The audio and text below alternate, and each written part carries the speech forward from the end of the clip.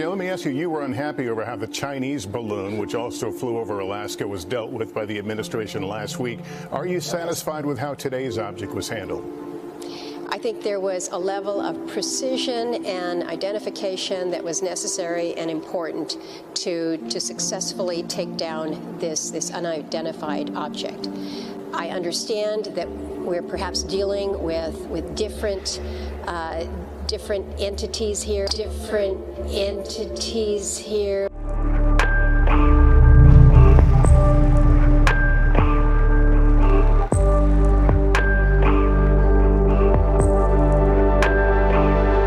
Welcome to Second Earth Alternative. It's so good to be back.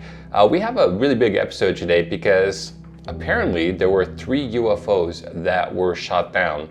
And I should have probably done this episode earlier, given the fact that I have a UFO channel.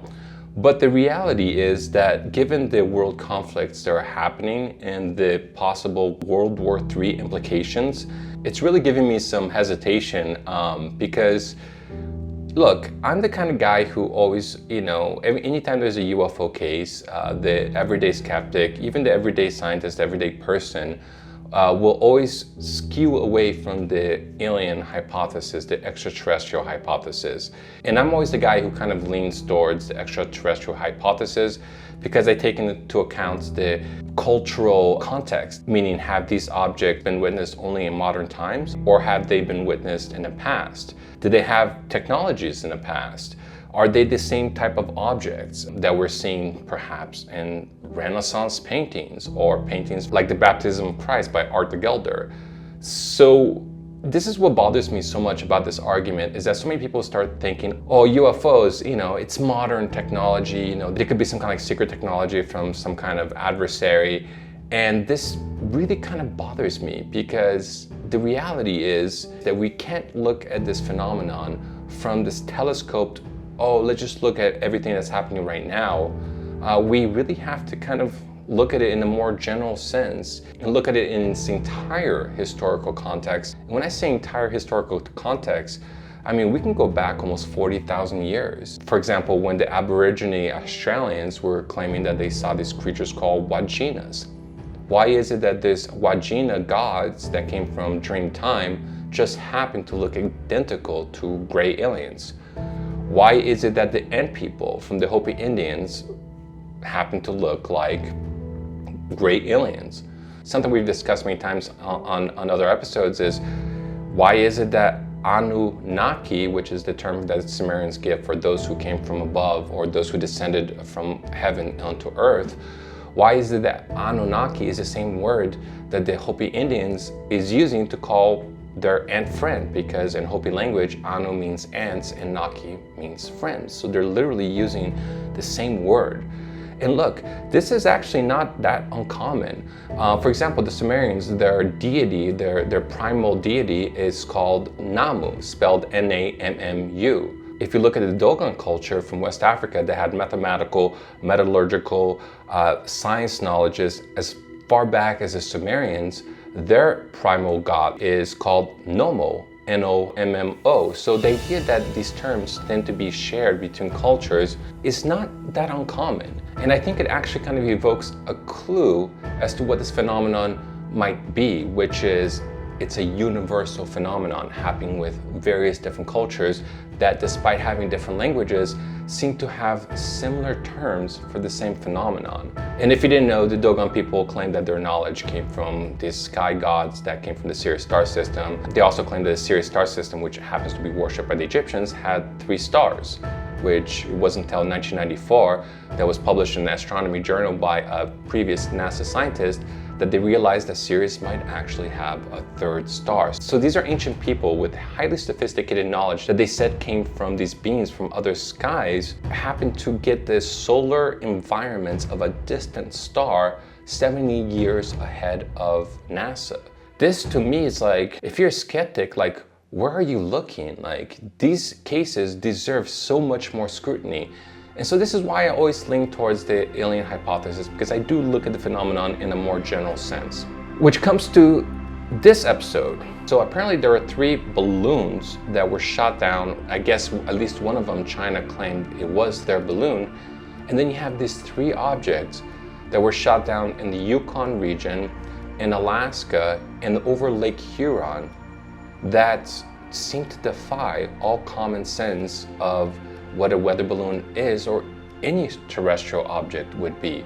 I believe the one in Lake Huron was an octagon. Like what?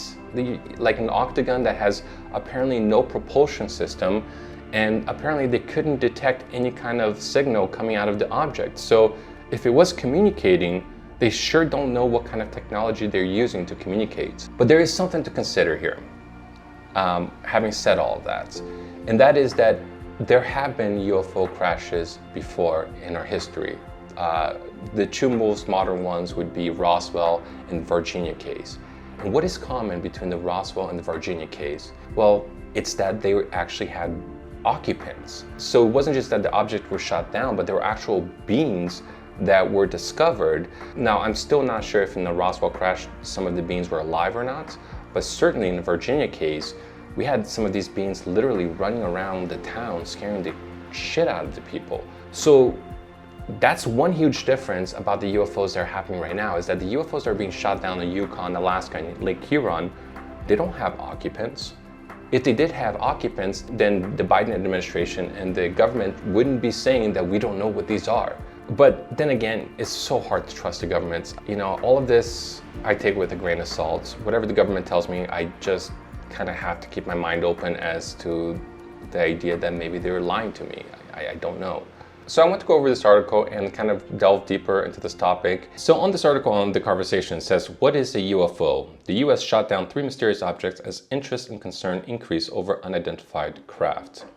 On the heels of the February 4th, 2023 shooting down of a Chinese balloon suspected of spying on the US, American fighter jets have shot down 3 additional objects in or near US airspace. When the media asked Glenn Van Herk, the Air Force general responsible for overseeing the North American airspace, about these events, he refused to rule out extraterrestrial forces at play.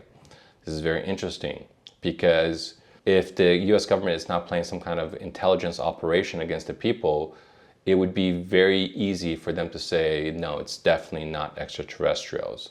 Though Biden has recently iterated the sentiments on his speech, it's still interesting that the general overseeing the North American airspace would make such a comment. Other military officials later clarified that otherworldly origins aren't a serious consideration, but the comment highlighted the US government's lack of knowledge about these objects. As a space policy expert, I'm often confronted with questions about UFOs and little green people. However, as these events episodes have shown, a UFO is far more likely to be human-made rather than originating from some faraway place in the universe. And this is the type of logic that kind of bothers me. This is why I was kind of introducing the episode talking about the generality of the subject matter. Because yes, UFOs nowadays can be construed as some kind of technology that we have not understood. I mean, this happened during World War II. There were technologies that we've never seen before. However, if the same objects are being witnessed right now, and I believe one of them is a cylinder-shaped object, if that is also being reported in the past, I believe there was some kind of Nuremberg painting that seemed to depict some kind of aerial battle that had all kinds of cylindrical shapes. The Aurora crash that happened before airplanes were even invented was a cylindrical object.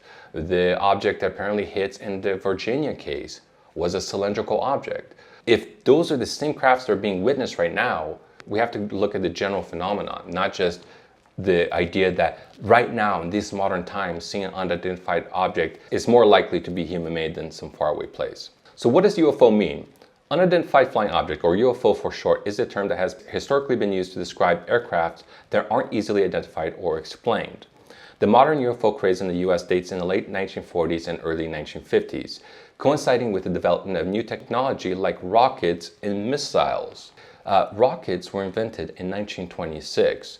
What was happening between 1940s and 1950s was more akin to nuclear weapons. That was what seemed to have triggered the wave of new UFOs, possibly the onset of World War II, since there were Foo Fighters that were witnessed. But to say that all of this can just be drawn up to rockets, I don't think that makes a ton of sense. And I should add that the Roswell crash, some people actually are not aware that this event actually took place on a nuclear weapons testing site. Today, the US government uses the phrase unidentified aerial phenomenon, or UAPs. This change is partially to try to disassociate the terms from science fiction aliens. The term also encourages greater scientific study and reflects the fact that many of these objects end up being strange atmospheric phenomena or tricks of camera equipment. Yes, many of these objects might be. There is a ball of lightning. I had somebody who sent me a video of ball lightning the other day, and I was like, no, that's just an atmospheric phenomenon. Yes, this happens. There are plasma type energies that are released into the atmosphere before earthquakes. And yes, dare I say that swamp gas is a real phenomenon, though why that became such a joke is because when Fife Singleton, the governor of Arizona, claims to see a mile-long craft that is triangular, well, certainly swamp gas is not going to be adequate to explain those type of cases. So if you look at all the UFO cases in general and the amount of mass sightings of mile-long objects, of triangular TR3B type objects, these atmospheric phenomena are not adequate to explain all of the UFO phenomenon. Taking a serious look, there are thousands of unconfirmed UAP sightings by the public each year, but until recently there was no formal way for the US to track these sightings. The lack of interest began to change in 2020 when the Pentagon officially released 3 videos taken from the cockpits of fighter jets showing unidentified objects moving in mysterious ways. The following year, in 2021, Congress mandated the creation of an assessment of UAPs. As part of this report, the Director of the National Intelligence identified 144 first-hand accounts of UAPs from military aviators and government censors between 2004 and 2021. In talking about these highly sophisticated military-grade government censors, we should add that 80 of those 144 cases, which accounts for 55% of the cases, were confirmed with double censors. So if you think that this is some kind of technological glitch, let me tell you that these are being doubly confirmed with different military-grade sensors. This is a very, very important detail. The report identifies several potential explanations of UAPs, including clutter, an umbrella term that includes, for example, birds, balloons, and drones. Other explanations include natural atmospheric phenomena such as ice crystals and thermal fluctuations, as well as secret technologies being developed by the US or other nations. It is this last category that has drawn attention, with the US military shooting down a number of balloons and unidentified objects in last week. Countries like China and Russia can gather a significant amount of intelligence using satellites, but balloons and potentially other technologies as yet unknown by the American public represent another way to collect sensitive data. If the US military or government can't identify a new technology, it's easy to classify an object as a UAP. So I think this point makes sense. Like I was saying earlier, it's very possible there are technologies that are using some kind of anti-gravity. Now, they're not going to be able to control gravity because that's so far away from the physics that we understand. So the whole idea of an object going from 0 to 10,000 miles per hour in a split seconds, that is almost certainly not human-made, because you would literally need to control gravity to kind of circumvent the inertia forces that would not only destroy any occupants, it would literally destroy the structural integrity of any known material that we have on this planet. So I guess in brief, what I'm trying to say is it possible that these recently downed UFOs, one of them that was cylindrical, is it possible that it's Chinese technology? Yes, it is possible. Now, is it likely? It's a very complicated question. This has many layers, such as psychological operations, the fact that we're having a conflict that could potentially have World War III implications, and the fact that the government, who, anything that the government says, I'm going to take it with a grain of salt, because it's been a modus operandi of the government to continually lie to the public. And given that the government is pushing the subject of UFOs, yes, it makes me very skeptical about these recent shootings. But I think it's very important that we keep an open mind towards all the possibilities, towards the idea that there could be a psychological operation. And yeah, don't just keep an open mind. Don't go to your neighbor and start yelling at him because he has one particular opinion or not. Try to create a discussion with this individual. Try to talk about the different ideas and express to them, if they think that this has to be a Chinese craft, that this UFO phenomenon, like the cylinder object, has been happening many times in our history, in times where airplanes weren't even invented. In 2022 alone, the Pentagon received 247 new UAP reports, about half of which were eventually attributed to balloons or balloon-like entities. Doesn't matter. What I care about is the other half that seems to be measured with double sensors and seem to be defying the laws of physics. At the same time, it's also easy to miss UAPs if people don't know what to look for, as appears to be the case with previous spy balloons that China has sent around the world. Whether future UAPs or balloons, secret technology, or something else, there will continue to be greater national focus on studying UAPs and an increasing ability to detect them.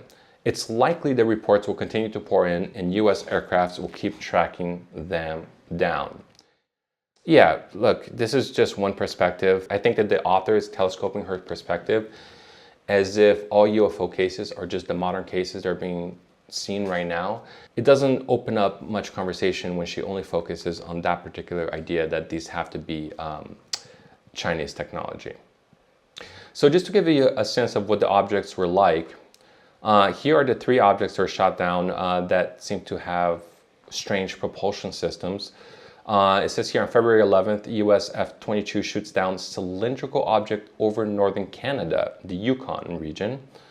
February 12th, F-16 destroys object flying above 20,000 feet over Lake Huron. Now this object, which passed through Wisconsin as well, I should add that this object was octagonal shaped, had no discernible form of propulsion, and no type of communication that seemed to be emanating out of the craft. There was the February 4th case where they shot down a Chinese balloon at South Carolina. And of course, there's the Alaska case in February, which is a date before the cylindrical object was seen in Yukon, where another F-22 shoots down a car-sized object at 40,000 feet over Alaska. So something to note here is that Alaska and Lake Huron, these are areas that have sensitive military bases. The whole Great Lakes is a very sensitive military area because the fresh water that the Great Lakes provide, it's so important for the American people. And also Alaska is known for having very sensitive bases. Now the Yukon is so close to Alaska that I would almost put it in the same category, though I don't know of any bases on Yukon. So as I was saying earlier, it says here that on February 10th, an F-22 shot down a car-sized object at 40,000 feet over Alaska. The officials said it had no obvious propulsion. February 11th, a US F-22 shoots down a cylindrical object over northern Canada. I should also add that I believe the Chinese did actually claim that the balloons was theirs, but had also mentioned that they had also similarly spotted a UFO over their country. I forgot exactly what province it was, but what they did say is that they thought of shooting it down, but chose not to. Could be psychological warfare, I don't know, but it's an important detail to mention. Now, I found this sentence really interesting because Joe Biden, when he spoke to the American public, he kind of made it known that these objects, that there's no evidence that these objects have been increasing lately. Now, I think that he might just be playing semantics. And what I mean by this is if you look at the sentence, it says here, we have been more closely scrutinizing our airspace at these altitudes, including enhancing our radars, which may at least partially explain the increase in objects that we've detected over the past week. I believe it was the jet fighter pilot Ryan Graves who actually was speaking specifically about the idea that they had updated their radars. So when Biden talks about that there's no evidence that these objects have been increasing, like I said, it could just be a semantics game. It could be that there is no evidence that they're increasing because the reason why they're being spotted more often is because we just simply updated the radar system.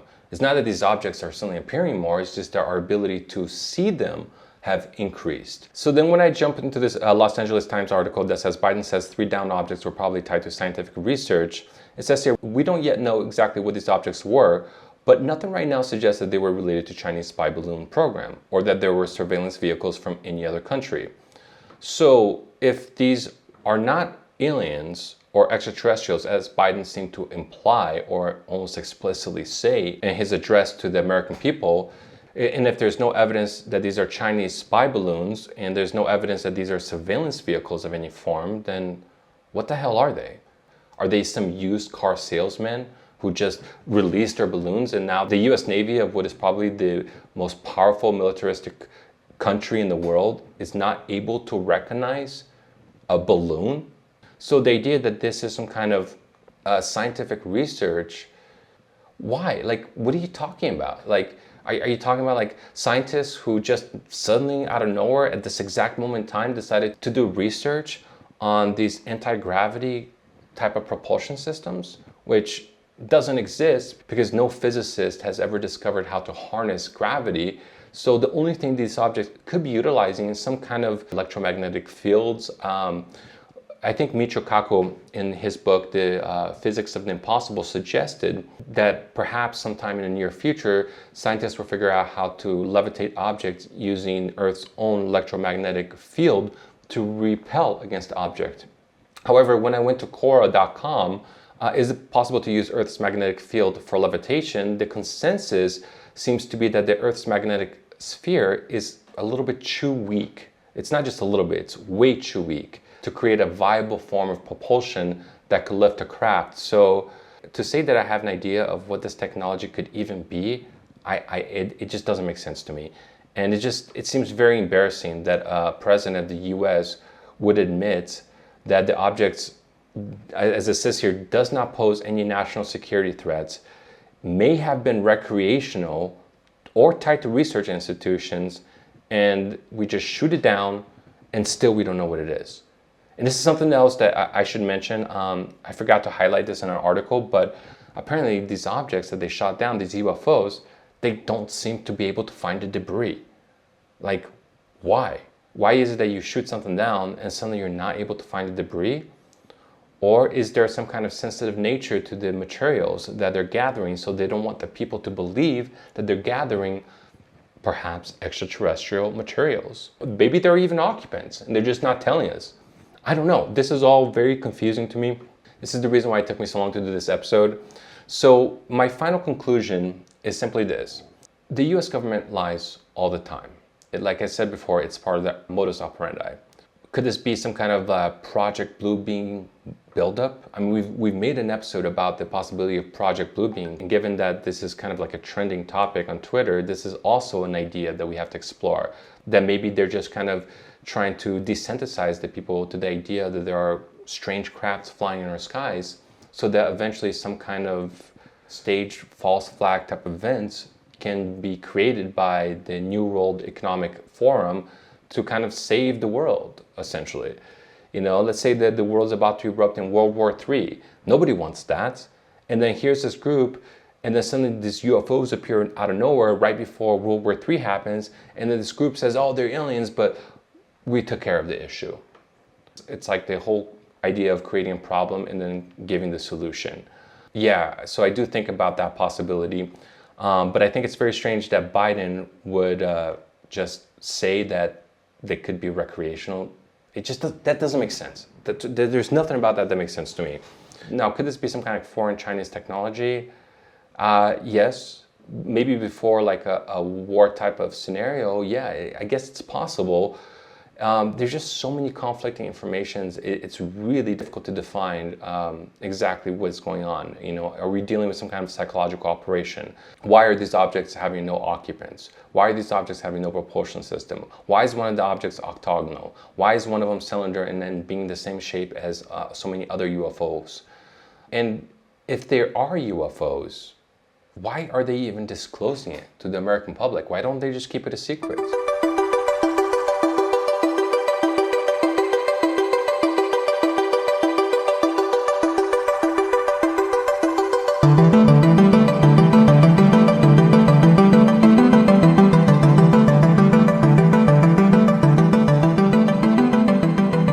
So the fact that they're being so open to the public about shooting down these objects is making me think that there's a bigger plan afoot here.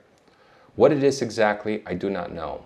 Whether these are the same UFOs that the UFO community has understood has been happening for many centuries, I do not know. Some of the characteristics seem to indicate that yes, it could be one of those things. At the same time, why is it that an object that can come from another planet would not be able to evade from the firearms of humans? Now, I believe that one of the objects did apparently evade one of the missiles. It just wasn't able to do it for the second missile, just to be clear about exactly what this all means. And yeah, when I went to work with Luke Rukowski in New Hampshire, I met a military personnel who had actually worked with Luis Elizondo, and I know there's a lot of people out there who think that Luis Elizondo is a shill, that he's just somebody who's there to kind of promote disinformation. When I talked to this military individual who had actually been stationed with Luis Elizondo, the way that he described Luis Elizondo is that he said that this guy is probably one of the most honest men that he has ever met. And I had no reason to not believe this guy that I got to meet, who I was talking to personally. So I just have this thing that I keep thinking that Luis Elizondo is telling the truth. I know a lot of people are going to get mad at me and they're going to say that I'm gullible or whatever, but you know, you have to talk to these people sometimes to form a strong opinion. But I just happen to believe this guy. He just had no reason to lie to me. He seemed to be very honest. And what he seemed to express is that, yeah, Luis Elizondo seems to be a very honest guy. So I don't think that the entire US government is gaslighting us. I think certain individuals are trying to tell the truth. There's other agencies that might be trying to gaslight us. But the fact that there are major psychological operations happening means that we have to be very careful about these cases. Yes, they do match in some ways to other previous cases that we've seen. In other ways, they don't match, like they don't have occupants and they don't seem to have the capability to evade our weaponry, which I find to be suspect. So what I can say is that I lean slightly towards the concept that maybe these are extraterrestrial vehicles. But I stay very open-minded and I try to keep my eyes open to the idea that I might be dealing with some kind of psychological operation warfare. Now, because of the contentious nature of this episode and what the implications are, I would love to get the comments from the viewers. I think this is one of these type of episodes where we kind of need to have a discussion. If anybody has any extra evidence, if you have a good point that maybe I didn't think about, please let me know in the comment section below. All right, ladies and gentlemen, thank you so much for joining me. This is Felipe speaking, signing out.